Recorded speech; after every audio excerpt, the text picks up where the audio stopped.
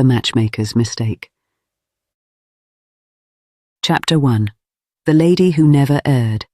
Lady Theodosia Finch could tell, long before the first set was finished, who would fall in love with whom. At the Rutledge ball, she stood at the edge of the gilded room, watching partners change like patterns in a kaleidoscope. A lady's too bright laugh, a gentleman's second glance, the soft flare of colour in a debutante's cheeks. These were as legible to her as words on a page. "You must admit it, my dear. You are quite a miracle," Mrs. Larkin sighed beside her. "Without you, I dare say Emily would still be waiting to be noticed." Across the room, Emily Davenham glowed at her new husband, who looked at her as if the rest of the world had fallen away. "Miracles are what people call hard work when they do not wish to look too closely," Theodosia replied, smoothing a deliberate line in her dove-grey gown. "I merely observe what is already there." She lifted her fan, tilting it towards the far end of the ballroom. "There, for instance, Miss Penbury and Mr. Allen." Mrs. Larkin followed her gaze. "They barely speak." "Exactly." Theodosia's lips curved. "He is too serious to trifle. She is too shy to flirt. They are placed together 3 times in one evening by a hostess who is not subtle. Watch." As they looked on, Miss Penbury's card slipped. Mr. Allen stooped to retrieve it. Their fingers brushed. A blush, a smile, a few words. The delicate beginning of something real. Mrs. Larkin's breath caught. "You see everything, Theo." "I see enough," she said. Enough to guide other people's lives with a confidence she never allowed herself. Enough to make her living discreetly advising anxious mothers and uncertain widowers who came to her quiet Portman Square house. Enough to know that she herself was far better suited to arranging matches than to starring in one. Lady Theodosia Finch. The voice behind her shoulder was low and even, with an edge of irony. She turned. The gentleman who bowed was not handsome in the fashion of the moment, but he had presence. His coat was well cut and plain, his cravat merely neat. Dark hair, touched lightly with grey. Cool grey eyes that assessed rather than admired. A single thin gold band on his left hand. Widower, Theodosia's mind supplied. "You have the advantage of me, sir," she said, curtsying. "Adrian Lee," he replied, "of Lee Hall, Surrey." "Mr. Lee, welcome to London." He smiled faintly. "I have been here a week. I am not sure welcome is the word when one has been introduced to every unmarried lady within 3 parishes. Then London has wasted no time. And I am told neither do you, Lady Theodosia." There was amusement in his eyes. "You are the matchmaker." It was less a question than a statement. The name had become attached to her like a title. The matchmaker. A lady who knew everyone's hearts but her own. "I give counsel where it is sought," she said. "Nothing more." "Some say it is considerably more," he murmured. "My cousin's wife, for instance, credits you with her very existence as Mrs. Fairfax." "Mrs. Fairfax credits me with more than is my due," Theodosia replied, "but I am pleased to hear she is content." He studied her for a moment, as if taking her measure. "Tell me, Lady Theodosia, do you consider what you do a kindness or an interference?" "That depends on whether you believe marriages should be left to chance," she said calmly. "I do not." "And you believe in what you create?" His tone was sceptical, but not unkind. "In love?" "I believe," she said, "that affection, respect, and shared values make better foundations than wild passion. But I have seen love, real love, grow from both. I am not so foolish as to deny what is plainly before me." "But you have not felt it yourself," he said quietly. The directness startled her. "My personal history is of no professional consequence, Mr. Lee." "Perhaps not," he conceded. "Still, you will forgive me for wishing to know something of the woman to whom I am about to entrust my future." A bold announcement for a first conversation, she said, raising a brow. He almost smiled. May we speak somewhere less deafening, if it can be done without rousing a dozen chaperones to arms? There is an antechamber by the terrace, she said. If you will escort me? He offered his arm at once. As her gloved hand settled upon it, she noted the quiet strength beneath the broadcloth. Solid. Grounded. Dangerous. A professional part of her murmured in that he would not be easily managed. Once seated in the smaller, quieter room, she folded her hands and waited. I have a daughter, he began without preamble. Anna. She is 9. She is clever, opinionated, and has recently informed me that my taste in waistcoats is poor. That speaks well for her discernment, Theodosia said. He huffed a reluctant laugh. I am a widower of 6 years. His jaw tightened. I had a good marriage. I do not wish to chase that particular storm again. How honest of you, she said softly. I need a wife, he said simply. Not a romance. A woman of sense and steadiness. Someone kind to Anna and not offended by rain or mud or the occasional cat on the breakfast table.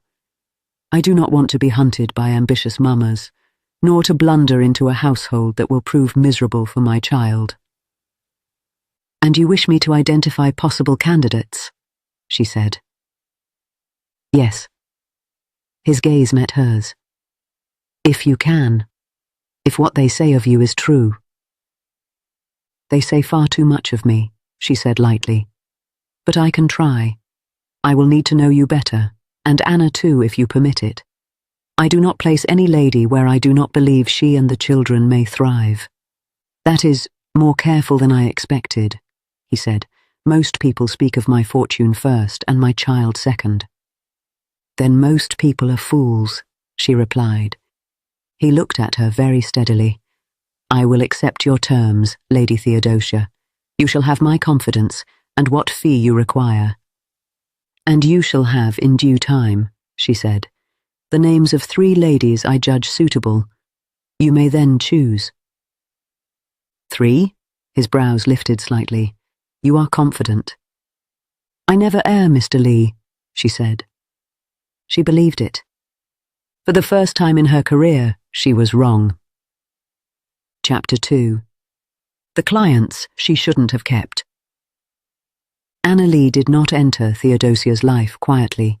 She arrived at Portman Square on a bright March morning, trailing a governess, a scuffed doll, and an air of alert curiosity. This house smells like oranges and books, she announced to Branson, the butler, the moment the door opened. Our house smells like fires and wet dogs. Miss Lee, Branson replied gravely, I shall inform the housekeeper of the comparison. Theodosia rose as they entered her parlour. Adrian bowed. The governess curtsied. Anna stared at her like a small general surveying a potential ally. How do you do, Miss Lee? Theodosia asked, curtsying. I am very well, Anna said. Papa says you find wives for people. Anna, Adrian murmured warningly. It is quite true, Theodosia said, intrigued. I help people find husbands and wives who suit them, like matching books with readers. Or puppies with families, Anna suggested. Something like that, she agreed. The important thing is that no one ends up where they do not belong. Then you must not give papa to anyone who hates books, Anna said seriously, or storms, or me. The governess nearly dropped her reticule. Adrian closed his eyes briefly. Those, Theodosia said, fighting a smile, are very sensible conditions. I solemnly undertake to consider them.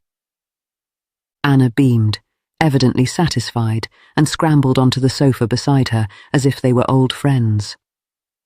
She commands everyone she meets, Adrian said under his breath. She knows what she wants, Theodosia replied. Many adults never learn. Over the next hour, she watched them together. How Anna hovered near her father, then checked herself, trying to be grown up. How Adrian, without looking, slid the teacup out of range of searching little fingers. How the governess gradually relaxed, soothed by Theodosia's calm manner with the child. "Do you come to London often, Miss Lee?" Theodosia asked. "Never," Anna said. "Papa dislikes it. He says it's full of people throwing ladies at his head." The governess choked. Adrian pinched the bridge of his nose. "Then we shall do our best to shield your head," Theodosia said gravely. By the time they departed, Theodosia knew two things. First, Adrian Lee was a man of solid thought and deep loyalties, blunt, often, but not unkind. He did not seek entertainment. He sought peace. Second, his daughter had quietly taken hold of her heart in a way that made her slightly breathless. That evening, she opened the leather book where she kept her notes and wrote 3 names. Mrs. Eliza Harcourt, a widow of 38, gentle, composed, with 2 children and a well-run house. Miss Lydia Morland, 25, sweet, shy, fond of children, resigned to being overlooked. Miss Charlotte Gray, 23, quiet, bookish, more at home in the country than the city, possessed of a dry humour that showed itself when she felt safe. She invited each of them to dine at her house, along with a sprinkling of other guests. Nothing, on the surface, would distinguish these evenings from any other of her modest gatherings. But behind the scenes, every guest was carefully chosen, every seating plan arranged to give Adrian and each lady a fair opportunity to show themselves. The first dinner with Mrs. Harcourt was promising. Mrs. Harcourt arrived in soft lavender, calm and self-possessed. She spoke sensibly of tenants and household economies, listened with real interest when Adrian described Lee Hall, and asked Anna about her favourite corners of the house. "Animals," Mrs. Harcourt said with a quiet smile, "are a blessing. They never criticise one's menus or one's curtains." "Your cat clawed my gown," Anna pointed out, "but I still like him." "You see," Mrs. Harcourt laughed, "he is honest, at least." Afterwards, in the hall, Adrian said slowly, "She is pleasant, sensible. I could imagine companionship." "Which is what you asked for," Theodosia reminded him. "Would you object to seeing her again?" "No," he said. "I think I might not object to that at all." The second dinner, with Miss Lydia Morland, went less well. Lydia blushed whenever addressed, stumbled over her own sentences, and seemed frightened of Anna's forthrightness. "She is kind," Adrian said, frowning, when they were alone. "But I would fear crushing her with every decision. She looks ready to faint whenever I speak." "You would be adopting a 3rd child, not taking a wife," Theodosia agreed reluctantly. "We shall set Miss Morland aside." The third evening should have been straightforward. Miss Charlotte Gray had long been one of Theodosia's favourite young ladies, steady, unpretending, with a quiet love of the countryside that matched Adrian's. But that night, Theodosia made a mistake. She invited Henry Langford. Henry, whose engagement she had once steered to a happy conclusion, arrived full of boisterous good humour. "Thought I'd see the famous matchmaker at work," he said cheerfully in the hall. "Who is being nudged toward wedded bliss this evening?" "You," she said crisply, "are here to eat, talk, and behave yourself." The dinner was lively. Henry was at his most charming. Charlotte, seated near him, laughed more than Theodosia had ever seen. Adrian conversed politely with Mrs. Green, of all people, and with a gentleman farmer Theodosia had added for balance. By the end of the evening, Theodosia knew 2 things with uncomfortable clarity. Charlotte Gray was not interested in Adrian Lee at all, and Henry Langford, for all his noise, was looking at Charlotte as if she had just opened a window in a stuffy room. "Do you find Mr. Lee agreeable?" Theodosia asked Charlotte quietly, as guests collected wraps and gloves. Charlotte coloured. "He is very good," she said. "I should not be unhappy at Lee Hall, but when Mr. Langford speaks I feel as if he hears me, not just my words." "Then you must not marry Mr. Lee," Theodosia said gently. "You must marry the man who hears you." Charlotte's eyes glistened. "Do you think I could?" "Yes," Theodosia said. "I do." And so, in helping her friend, she removed yet another candidate from Adrian's path. That night, alone at her writing table, she stared at the blank page. She had one possible match in hand, Mrs. Harcourt, a good woman, a sensible choice, a safe one. And yet, whenever she tried to picture Adrian walking beside Mrs. Harcourt in the gardens of Lee Hall, something in her balked. Worse, she could not look at her own reflection without hearing Anna's voice. "You must not give Papa to anyone who hates books, storms, or me." She had considered those conditions, but she had never once asked what Anna would say if the prospective wife were Lady Theodosia Finch. The thought sent a shock through her. "Absolutely not," she told herself. "I am his advisor, nothing more. It is precisely because I like him, and Anna, that I must be careful." She did not realize how much others were watching too. Chapter 3. The reputation that cracked. The Harcourt's spring garden party should have solidified everything. The day was clear, the lawns soft and green, roses bursting into bloom along trellises. Children raced about, ladies strolled in pairs, gentlemen discussed crops and politics. Theodosia watched from beneath the brim of her bonnet as Adrian and Mrs. Harcourt walked together along a gravel path, Anna darting ahead with Mrs. Harcourt's children. They spoke easily. Mrs. Harcourt's expression was thoughtful, pleased. Adrian's reserve had softened. "This," she told herself, "is sensible. You have done well." "You do look pleased with yourself," came a smooth voice at her elbow. Mrs. Green, of course. "I am glad to see two friends enjoying one another's company," Theodosia replied. "That is all." "Oh, it is never all when you are involved, my dear," Mrs. Green said, fluttering her fan. "One cannot so much as sneeze in society without someone wondering what Lady Theodosia will make of it." "I am not nearly so important as you suggest." "You are more so," Mrs. Green said. "That is why this is all so very delicious." Theodosia stiffened. "What is?" "The possibility," Mrs. Green murmured, "that the architect of everyone else's marriages has at last entangled herself." "I beg your pardon," Theodosia said, her tone sharpening. "Oh, come, my dear. You must know what people are saying." Mrs. Green's eyes glinted. "Mr. Lee is constantly seen in your company. His daughter adores you. You are always speaking together at balls, at small dinners, at your own house. He is my client." "Is that what you call him?" Mrs. Green tilted her head. "Some say he is your conquest. Others say you have fallen in love yourself and cannot bear to give him to another." Blood roared in Theodosia's ears. "That is untrue," she said tightly. "Is it?"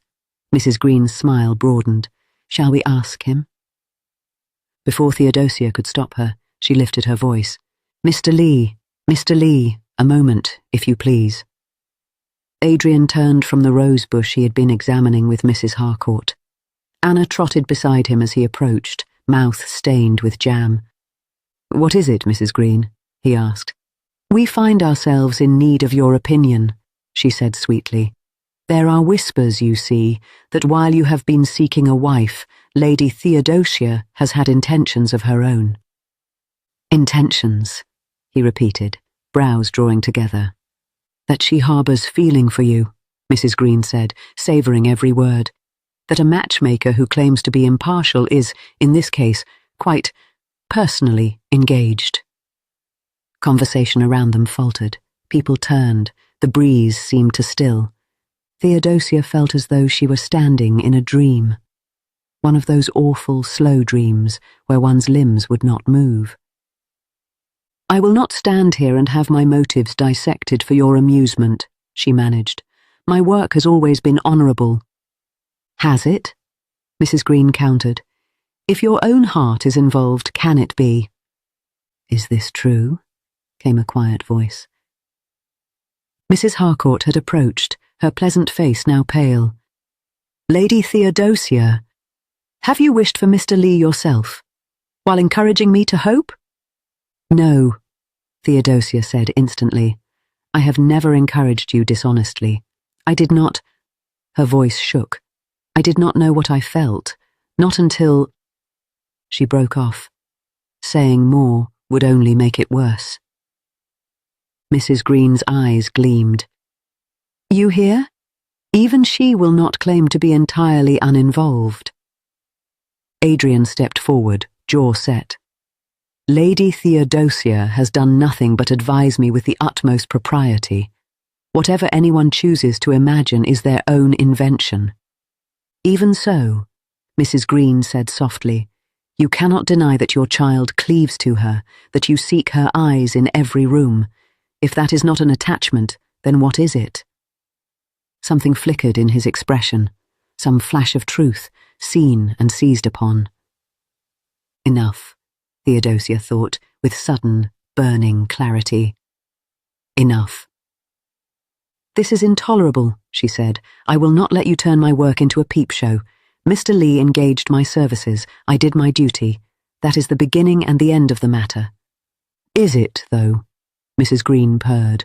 Or is this the one match you wish to keep for yourself?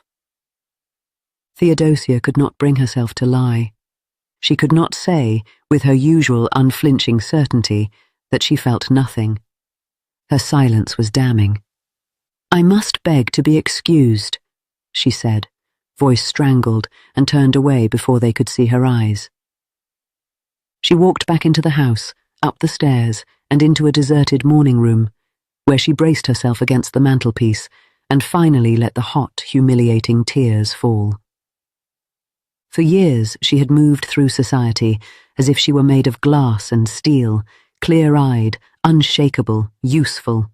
She had thought herself above the mess of entanglement, and now, with a few whispered accusations, the ton had done what she had never allowed herself to do. It had named her feelings. The matchmaker, they would say, had fallen in love. How very amusing. How very ruinous. Chapter 4. The Only Match. She couldn't arrange. The damage was done quietly. No doors were slammed in Theodosia's face, no one cut her at parties. But invitations to consult were postponed or reconsidered. Notes arrived, expressing regret that current circumstances suggest delay.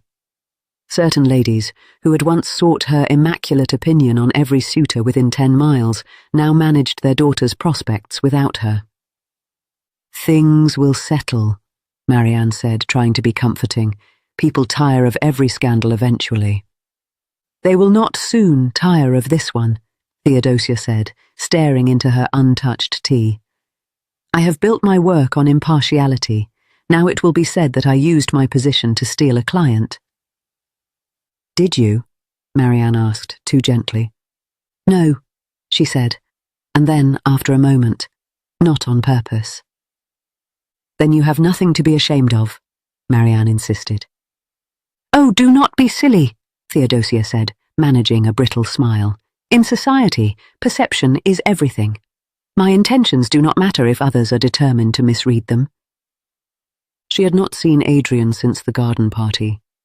She had avoided every place he might be, declined invitations where his name appeared among the guests.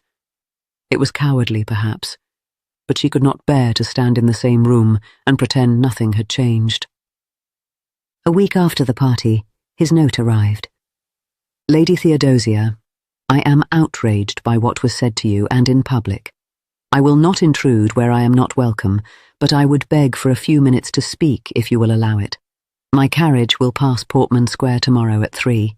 If you will see me, send only a single word. Yes, A. Lee. She stared at the letter so long that the ink blurred. She did not send yes. She sent nothing. The next day, at 3, she found herself standing by the parlour window, hands clenched in her skirts, heart hammering as a dark carriage rolled past without slowing. Coward, she whispered to her reflection. Finally, nearly a fortnight after the garden party, the inevitable happened. Lady Theodosia, Branson announced one rainy afternoon. "Mr. Adrian Lee is here. He insisted." Adrian entered without waiting for her permission, rain beading on his shoulders. He looked tired and determined and altogether too real. "You did not answer my note," he said. "There was nothing to say," she replied. "There is a great deal to say," he countered. "May I sit?"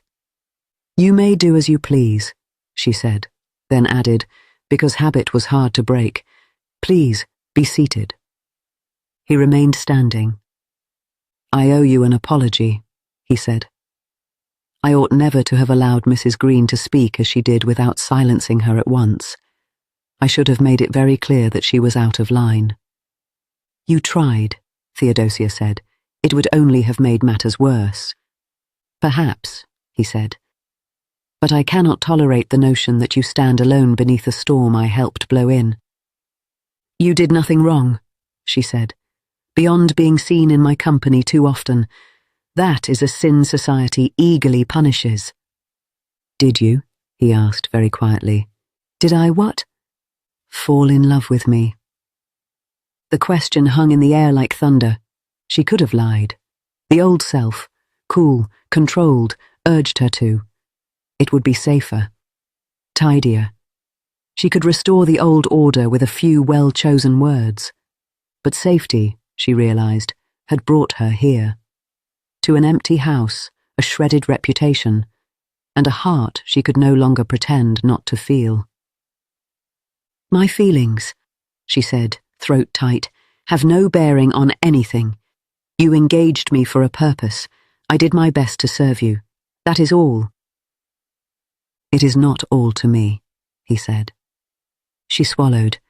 "You came to discuss Mrs. Harcourt, I suppose, to dismiss my services. I understand. It may indeed be best."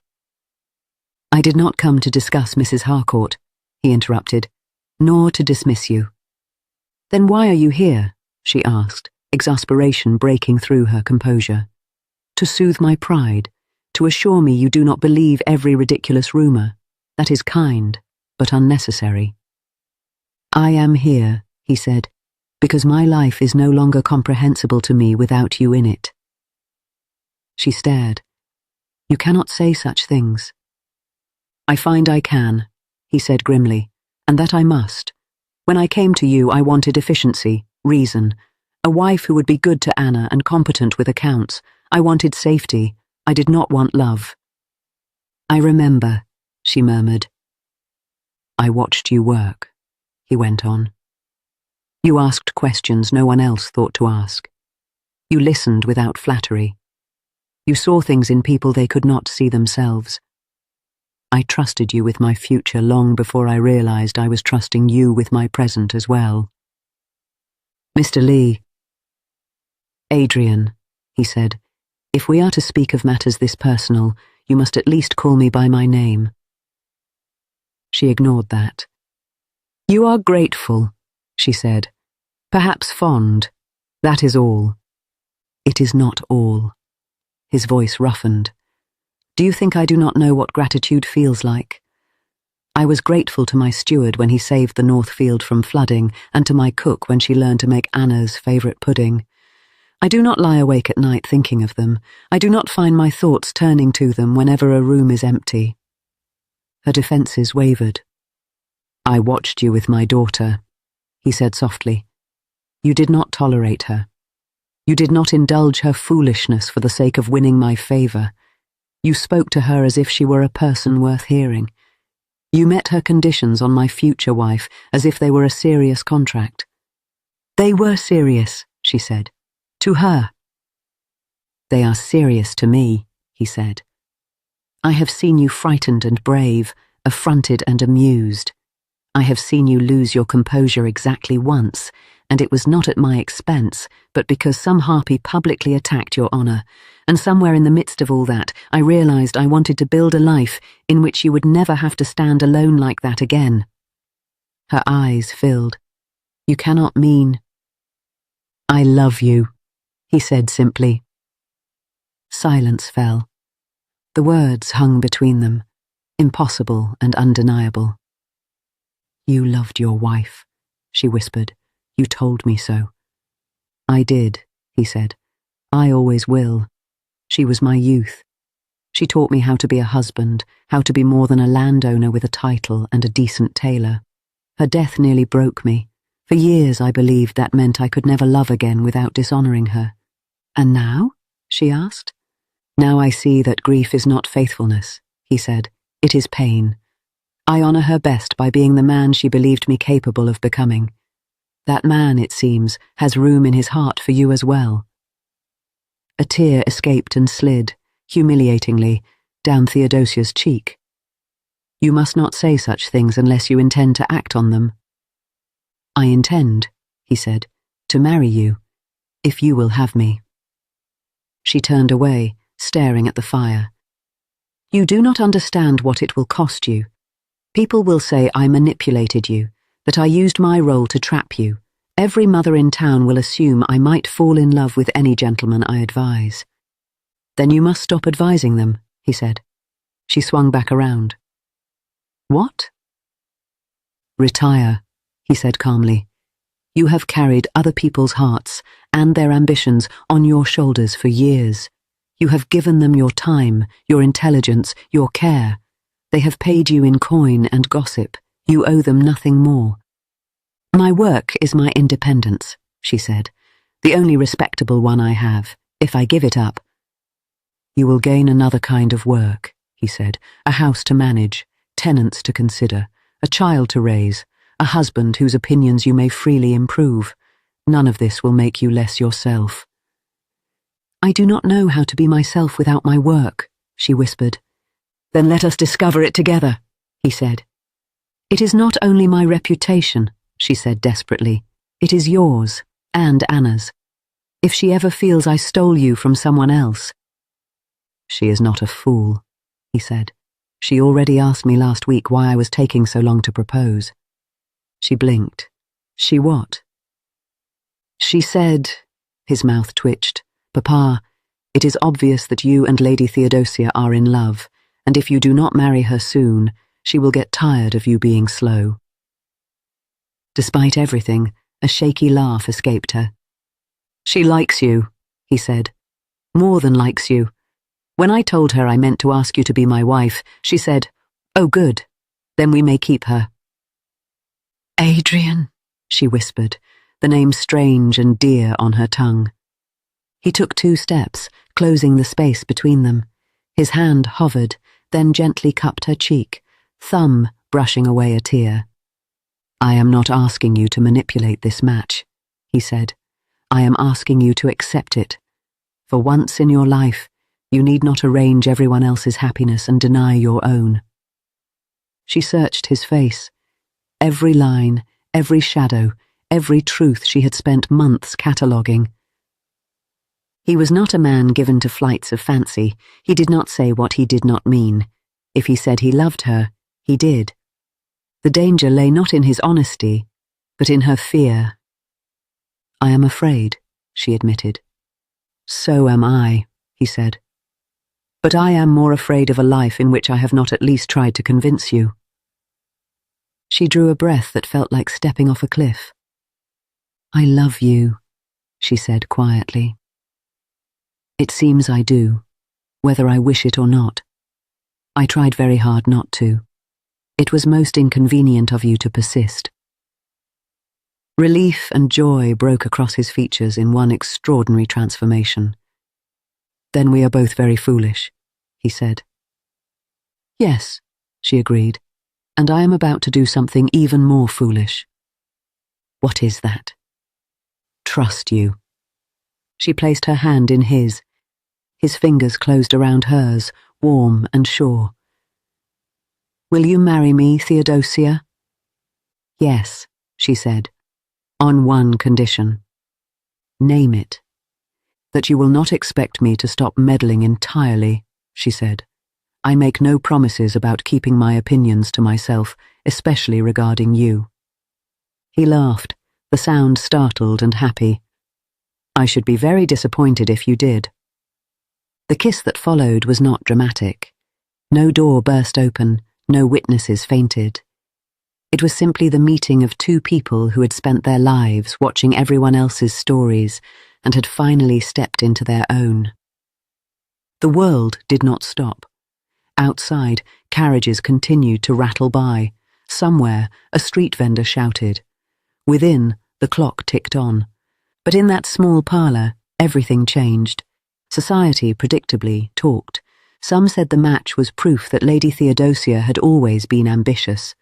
Others called it irony, that the matchmaker had finally matched herself. A few whispered that she had trapped him. Those who knew her better simply smiled. Mrs. Larkin cried openly at the wedding, pressing a damp handkerchief to her face. "You have given so many of us happiness," she sobbed, hugging Theodosia afterward. "It is only right that you take some for yourself." Emily Davenham kissed her cheek. "I always thought," she whispered, "that any man worthy of you would have to be particularly stubborn. I am glad you found one." Mrs. Harcourt came too, serene and quite unbroken. "I was angry," she said frankly, walking beside Theodosia in the little churchyard after the ceremony. "For a few days, I thought you had deceived me. Then I realized I had wanted comfort, not passion. Mr. Lee needs more than comfort. He needs you." "I never meant—" "I know," Mrs. Harcourt said, "and I have no wish to live at Lee Hall, truth be told. We have recently acquired a most excellent vicar at my parish. We share an affection for dogs and sensible sermons. I dare say you will soon be arranging that match as well, whether you admit it or not." Theodosia laughed, light-headed with relief. Anna, for her part, took possession of her new stepmother with calm satisfaction. "I told you it would be you," she said that first evening at Lee Hall as they walked through the long gallery. "No one else tells Papa when he is being stupid." "That does seem to be my duty now," Theodosia said. "I trust you will assist me." "I always do," Anna said. "Papa needs a great deal of assistance." Later, when the house had quieted and the last of the guests had gone, Theodosia stood with Adrian in the small walled garden that would be her favourite place. Lanterns cast soft pools of light. Beyond the hedges, the night stretched calm and dark. "Do you regret it?" she asked softly. "Leaving me no choice but to step down from my throne as Mistress of Hearts." "Oh, I think you still sit upon it," he said. "You are simply ruling a smaller, more personal kingdom now." She leaned into his side. "They will still call it my great mistake, you know." "Then let them," he said. "I shall be proud to be known as your mistake, if that is the price of being your husband."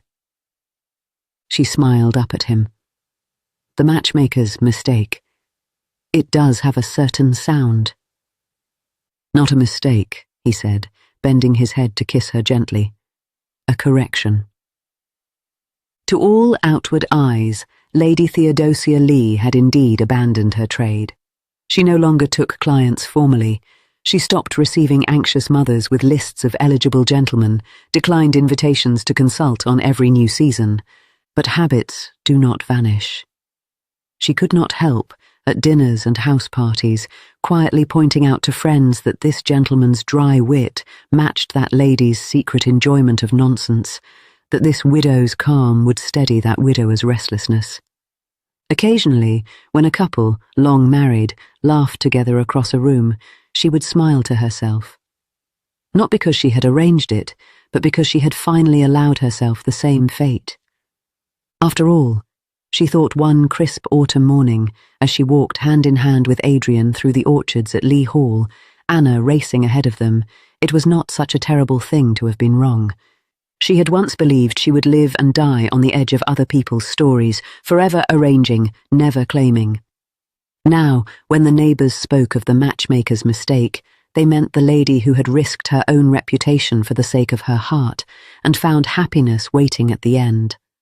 And if sometimes someone asked her whether she truly never erred, she would smile and say, "I did make one mistake some years ago." Then she would glance at her husband, at her laughing stepdaughter, at the home she had helped turn from a house into a world, and add, It turned out to be the best one I ever made. The end. Thank you, dear reader of the Regency Gazette, for joining us in another tale of love, intrigue, and whispered ballroom secrets. If today's romance delighted you, kindly bestow a like upon this video. It helps our Gazette reach more lovers of Regency storytelling. For weekly journeys into dukes, debutantes, scandals, and slow-burning devotion, please subscribe to the Gazette